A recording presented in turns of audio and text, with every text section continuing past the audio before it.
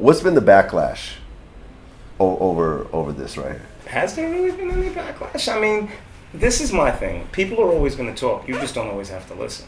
Sure. And anyone with as much positive messages that's in Money and Violence that basically sees it as the negative to me, then you're not listening. You're just hearing. Mm-hmm. Mm-hmm. I don't think we got any backlash though. Yeah, the only backlash that we were getting the entire season was they wanted it to be an hour instead of half an hour. Okay, so every episode is half an hour. No, some of them it averages to about half an hour because some episodes are 28 minutes, some were 36 minutes. At the beginning, the first episode was 18 minutes, second episode was 22 minutes, then it became 26 minutes, then some were 45 minutes. Then we stick so it averages to about half an hour.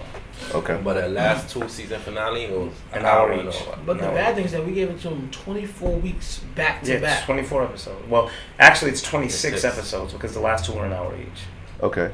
I mean, do you guys have jobs that interfere with the filming process and so forth? Because you're talking about a lot of different people. This is our job. This is our job, but a lot of us do have 9 to 5s. And that's why I commend the cast so much because even before this got the attention, you had guys who were getting off work at 11 and coming on set at midnight to shoot their scene and staying out there till 4 o'clock in the morning just to go home, taking the train to go home from Brooklyn all the way to Queens to sleep for an hour to go back to work, all because they believed in the vision. And this is why when I sit down with everyone who's showing interest now and it's like, look, my cast has to be taken care of.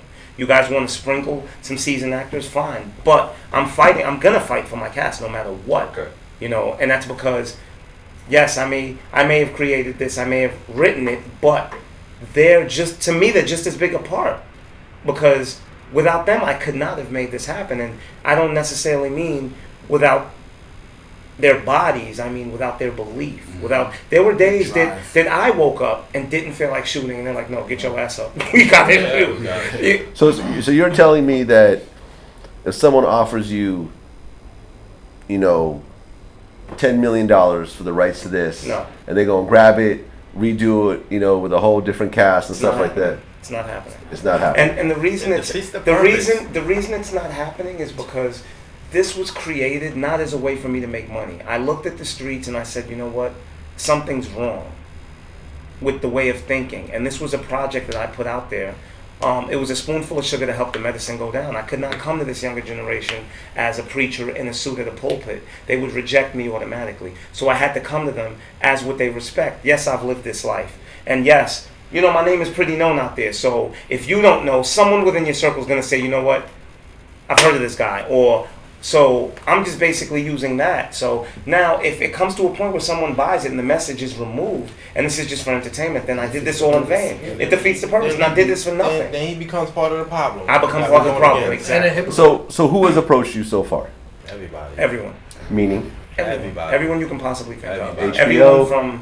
Everyone from Hollywood executive, and I'm not talking about guys on the lower end of the totem pole. I'm talking about the top of the totem pole. Okay. I mean, people that I'm sitting down across from the table from, and I'll give you a story which is hilarious.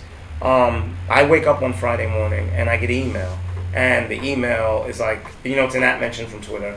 I go, you know, and I'm like, and it's from Michael Rappaport. So I'm like, okay. Yeah, I know Michael Rappaport. Yeah, so I'm like, okay.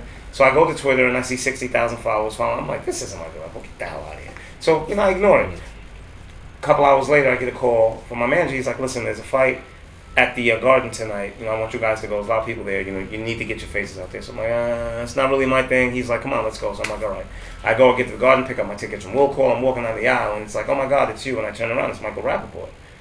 And he's like, yo, man, I mentioned you this morning on Twitter. No, he's like, I fucking love the show. Yeah, and he's a real hip hop fan. Yeah, he's a good dude, man. He's a good dude. We exchange numbers, you know, we text here and there. And what amazes me, because celebrity does not impress me, but what amazes me with this journey, with this project, is that people that were a universe away are now at my reach and they're accessible. And that's what amazes me. That's what shows me how far along I have gotten.